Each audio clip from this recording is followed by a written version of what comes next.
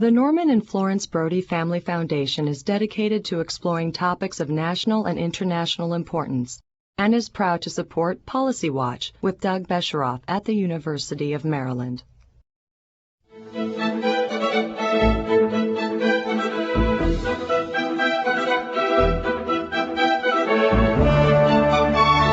From the University of Maryland, this is Policy Watch with Doug Besheroff.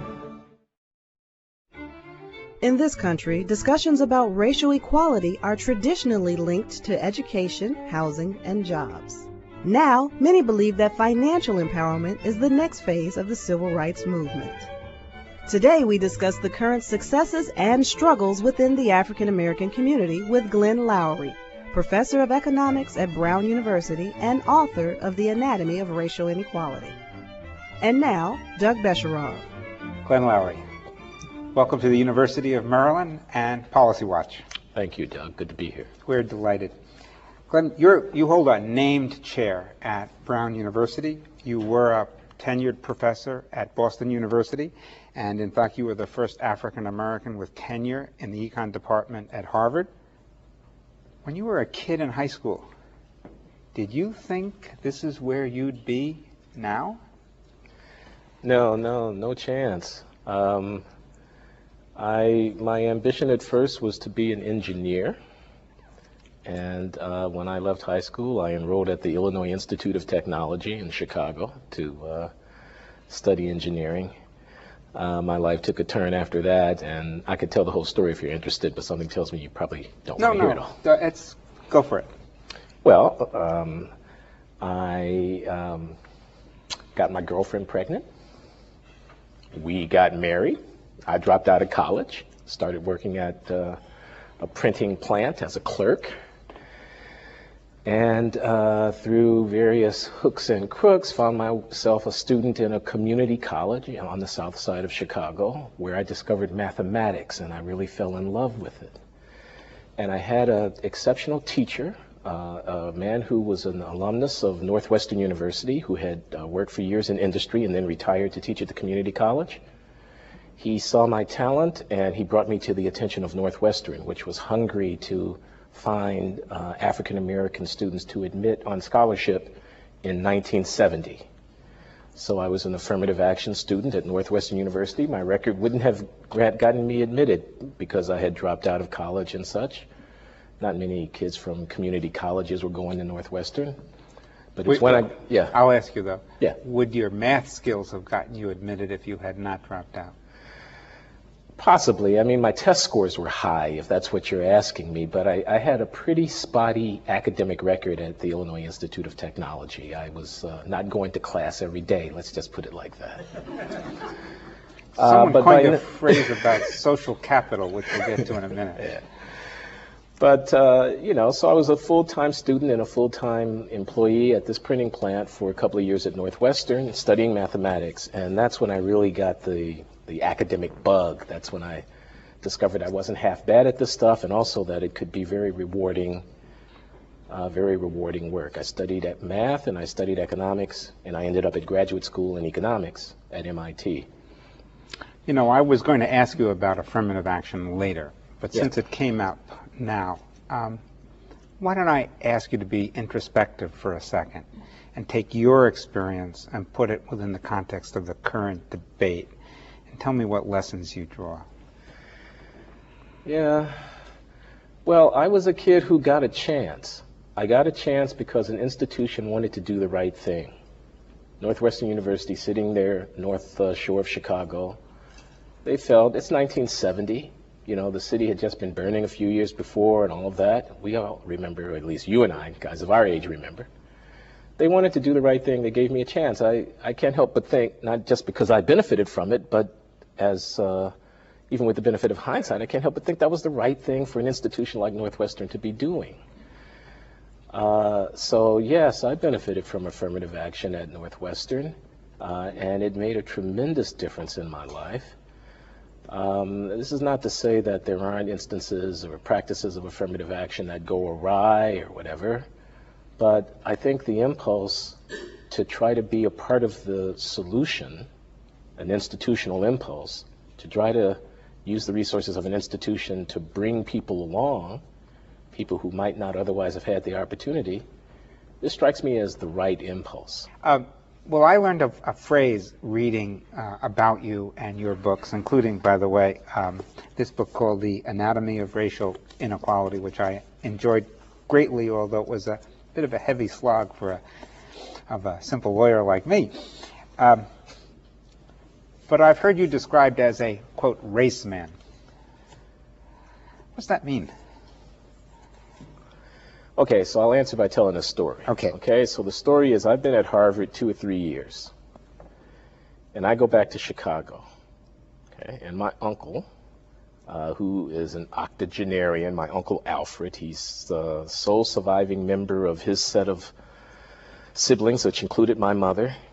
He asked me, what are you doing? So I said, I'm getting tenure. And then he said, okay, so now, what are you doing? I said, I'm publishing articles. And so then he said, what's it got to do with us? We could only send one. We sent you. We got to see us in what you do. This is Uncle Alfred. That's what I think it means. I think it means whatever you're doing, you try to infuse it with some sense of the long arc of progress, of struggle, that your people, in this case African Americans, have engaged in. You have to be able to answer the question, what's the relationship between what you're doing and that? That's not a political statement. That's a personal, that's about integrity, I think. It's about responsibility. It's about being grateful for people who brought you along. And it's about being a part of something that's larger than that house that you've got out there in the suburbs and that bank account that you're piling up. Well, I was at a dinner for Lebanese Americans a few weeks ago, and so you know what I'm talking about. It's the same story. Now, we tend to paint with very broad strokes in this country, especially about race. But there are very different experiences for different groups of African Americans. Some were in the North for 100 years. Some came north in the 1920s. Your family moved north, right, from Mississippi? They did. In the decade after the First World War, that's when most of my mother's siblings came from Brookhaven, Mississippi, to Chicago. Yeah. And that's a story of leaving for both economic opportunity and some greater amount of political freedom. I don't want to say Chicago was totally devoid of racial discrimination. We know it wasn't. But it was a movement for two kinds of freedom, wasn't it? Yeah, I think that's accurate. Certainly people thought they would have a better life. There was certainly more opportunity because things were tough in Brookhaven, Mississippi in 1920. But perhaps they also had a sense of getting away from Jim Crow. And not that Chicago was, an equal opportunity environment for African Americans in the 1920s, but it was undoubtedly much better. But there was, unlike some major northern cities, there was formal residential segregation that was established, I believe, in Chicago, whether it was through public housing or whatever. Public housing is later, it's after the Second World War, but yeah, Chicago's a very segregated city, and how formal, I don't know, legal, I doubt, probably restrictive covenants were enforced in Chicago before the Supreme Court struck them down, but that wasn't until, if I'm not mistaken, the late 1940s. Right. But then Chicago's a very ethnic town, they're Irish, they're Polish, they're Italian, they're Jews. Chicago was somewhat balkanized in its neighborhoods. Probably would have been so even without African Americans being there. But when African Americans began to come to Chicago in the hundreds of thousands, they were very segregated, and there was very bitter conflict about residential segregation in Chicago.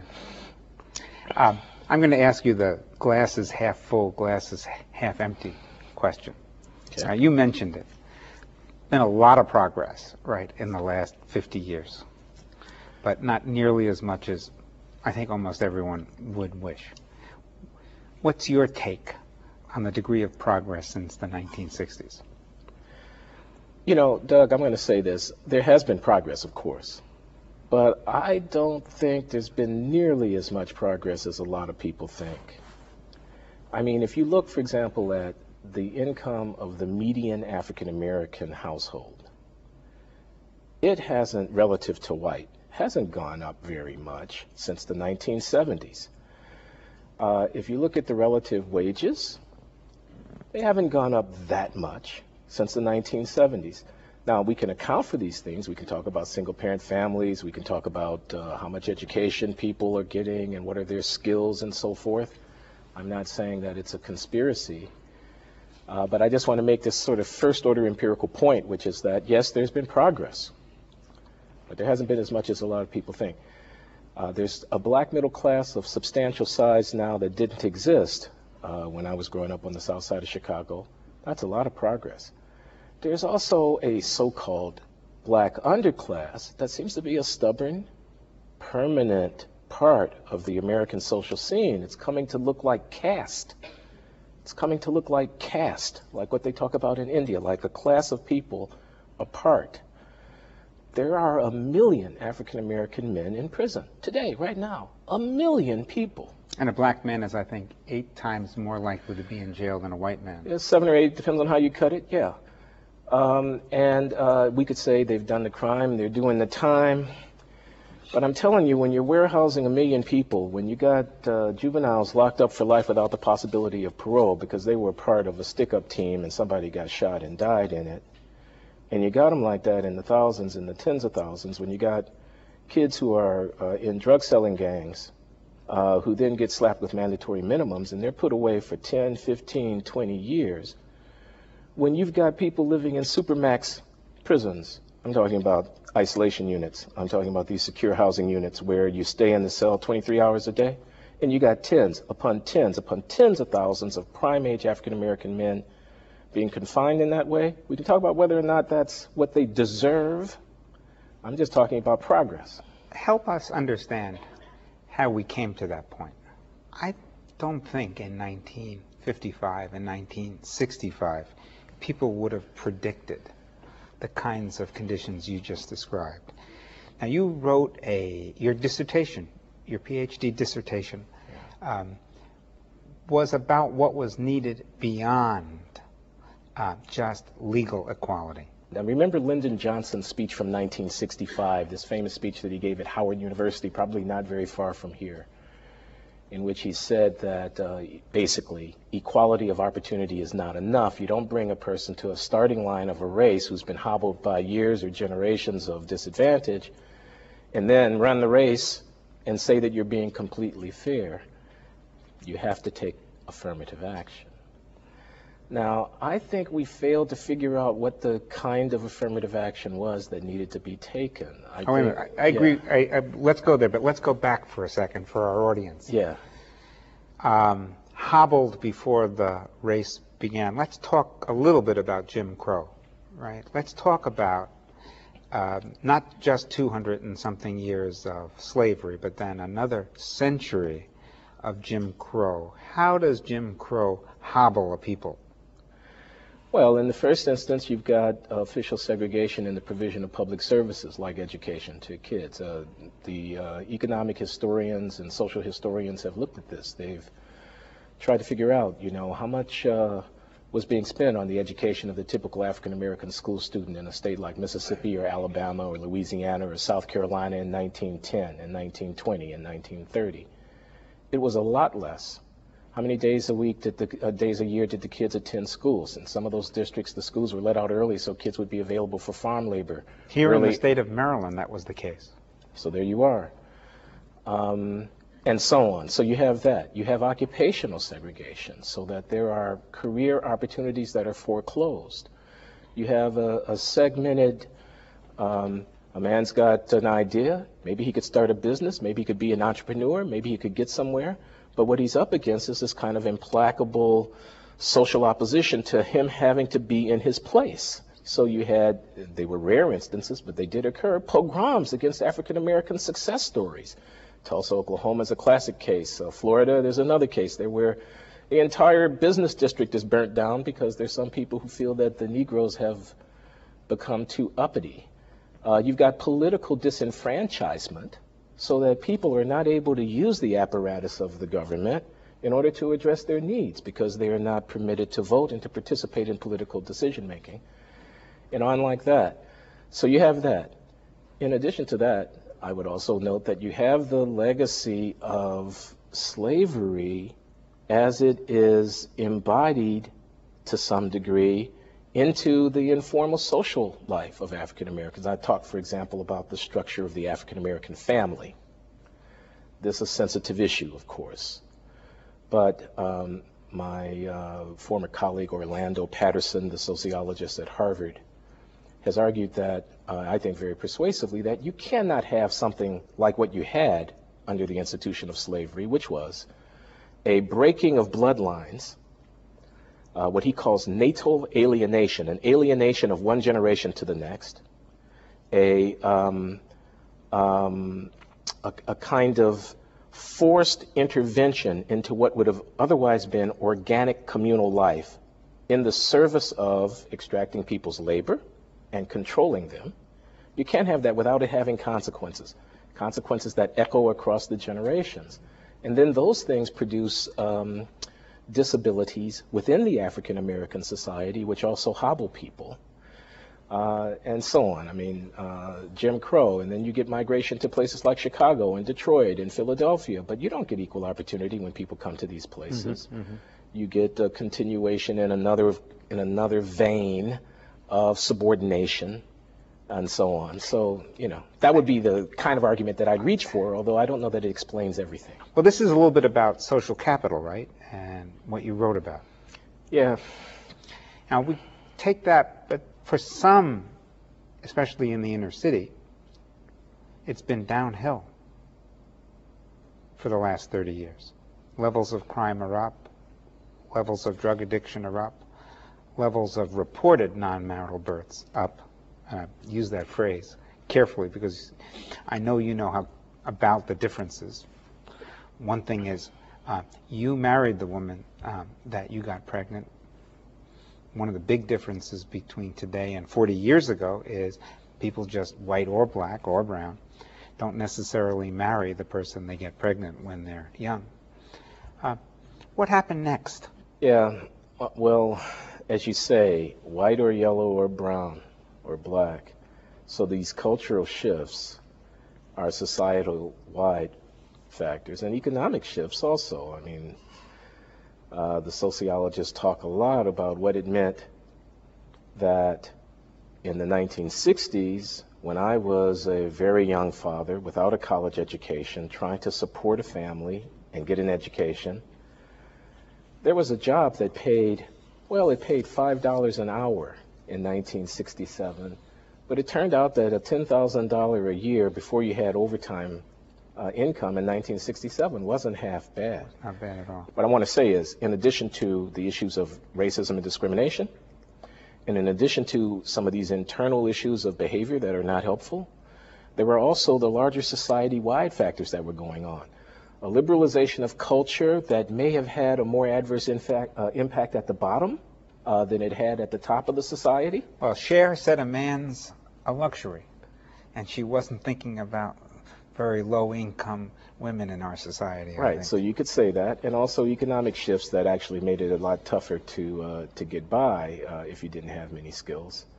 I think, too, that, you know, if you think about urban education, okay, so now here's a major institution and a major public responsibility, and clearly it has failed, and it would be easy to point fingers. But my point would be, we haven't fixed it. We've let it fester. Now, I'm not saying a fix is easy, but I'm saying a fix is urgent. It's urgently necessary in order to make our democracy realize its full potential.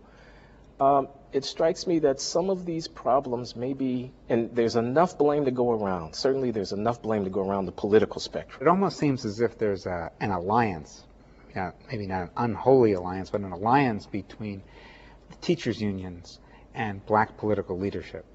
You know, don't bother me and I won't bother you.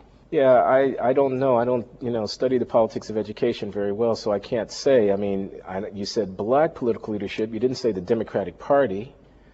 I would have thought that if the National Education Association, let's say, a teachers union, is a factor in politics, it would be, in part at least, through their influence on the National Democratic Party in both presidential and in, congressional elections and so forth. You don't want to get a constituency like that mad at you, because those are people who are organized, who have money, who know what they want, and so forth. Maybe in particular cities, black political leadership and the teachers' unions are in bed with each other, but is that because they're black, or is it because they're Democrats? So the Democrats have constituencies whose interests are sometimes not coterminous, not always the same as that of African Americans, and certainly not always the same for low-income, poor black Americans. And the Republicans are the party of small government, besides whatever else. So they're not in the business of large social interventions. George Bush is blamed for not being a conservative Republican because he supports No Child Left Behind. And No Child Left Behind, whatever its strengths or weaknesses, the phrase is about leaving no child, regardless of ethnic or racial background, behind. That's where it comes from. But Doug, I would have thought that the conservative complaint about No Child Left Behind wasn't that we don't want to leave children. It would have been that it's not the federal government's business to be doing this. This is a responsibility of the states. This is a huge unfunded mandate. It would have been much more of a kind of sense about the role of relations between government and But that's why you don't federalism see and so on. Republicans proposing a Marshall Plan for cities, which I think the National Urban League proposes every 10 years. I don't mean it disrespectfully, but they're trying to capture the idea that something massive is needed. Well, you see, that's the thing. I mean, I would argue that, so you're always going to get the person who's a critic saying we're not doing enough when you say, okay, so now what should we do? Because it's very hard to answer that question, right? I mean, if we knew how to fix urban education, if it were a technical problem to which there was simply an answer, like how do you cure this particular disease, it would be straightforward. But engagement and imagination, the fact that commitment, we're not going to stop trying. People say nothing works. That really infuriates me, because while it may or may not be true, and it's often not true as a description of programmatic activities, it's an effort at exculpation, at getting off the hook. Nothing works, therefore don't bother me. What can we do? Let me sit back and be myself. That's the problem. If you have, in the middle of your great cities, hundreds of thousands of people who are festering and who are living lives arguably more miserable than those lived by anybody in any advanced Western capitalist rich country on earth. If you have that, it's an emergency. It ought to get your juices flowing. You oughtn't to be able to sleep at night knowing that it's going on. If that thing didn't work, then what's next is my question. Don't tell me nothing works. Build your gated community out somewhere. Cut my taxes. It's not my problem. Demonize those people. Lock them up. And then go on about your business and think that you're being fair or just, or that your nation is a city on a hill. It's a shame. It's a disgrace, I would argue. And this is not just preaching. Again, engagement, imagination, commitment, concern, relationship. Okay? So writing off the inner cities as the liberals' great failure, which I hear too much of, as legacy of the 60s, which was all about sex, drugs, and rock and roll, right? Writing off the inner cities, to me, is just not a morally acceptable option for a decent society. Well, I think it's difficult for anyone to disagree with what you just said. Good. We'll come back for another show to explore how we do that, though. Glenn Loury, thank you very much for being at the University of Maryland. Thank you. And now I'm delighted to turn to our audience for questions, and if you'd like, introduce yourself as you ask your question. Hi, I'm Cordell Block. I can imagine this discussion 10 years ago being much more contentious, and I'm happy to say that I agree with most of what you say, Professor Loury, which would have not been the case 10 years ago. I've been told that I'm a race man, and I like to believe that I'm a race man, but your comment about your uncle telling you that we got to see us in your research would preclude my being a race man, because my field happens to be 17th century French literature. And to my knowledge, I haven't written about a black person. I may have written from a black perspective, but certainly not black people at that time. Sure, I certainly agree that an African American need not be working on African American issues. I mean, why shouldn't someone study Renaissance painting or French literature or whatever? I mean, we are human beings, we're individuals, and we have our interests. But since I was in fact working on social policy and political issues, my uncle's statement to me, I was writing about race, had a special kind of bite, because what he was saying was, we don't hear our voice in you. It's like you got up there and you forgot where you came from, and you're more interested in impressing the neoconservatives or whatever, although my uncle's not political. It wasn't a political point, but he was just saying, who are you speaking for and who are you speaking to? So it was a slightly different thing. If I had been doing pure mathematics, I don't think he would have said you're a sellout, if you see what I mean. All right. Well, thank you, Glenn Loury. And again, for Policy Watch from the University of Maryland.